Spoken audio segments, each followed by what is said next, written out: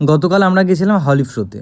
হ্যাঁ, হলি ফ্লো হলো কোলাঘাটে যে শেরবাঞ্জাব আছে তার ঠিক ২টো কি ১টা হোটেল পরেই রেস্টুরেন্ট পড়ে হলি ফ্লো একটা রেস্টুরেন্ট, রুফটপ একদম ওপরটাতেও আছে, একদম ওপেন আকাশের তলায় বসেই তুমি সুন্দর করে খেতে পারবে। আবার একটা রুমও আছে যেখানে তুমি এসি রুমের মধ্যে সুন্দর করে বসে ফ্যামিলি নিয়ে খেতে পারবে।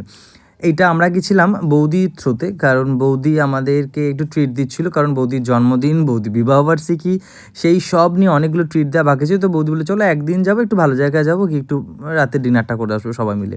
তো গিয়েছিলাম। বৌদির যা হোক দুর্ভাগ্যবশত পড়ে গিয়ে মেয়েও একটু গাড়িতে লাফালাফি করতে গিয়ে বৌদি গাড়ি নিয়ে পড়ে গেছিলো, ডান হাতটা একটু ক্র্যাক হয়ে গেছে। সেই ভাঙা অবস্থাতেও আমাদের কিন্তু নিয়ে গেছে, না কিন্তু বলেনি, কারণ কোথাও গিয়ে এগুলো ভালোবাসা, এই ভালোবাসাগুলো কিন্তু অনেক নিবিড়।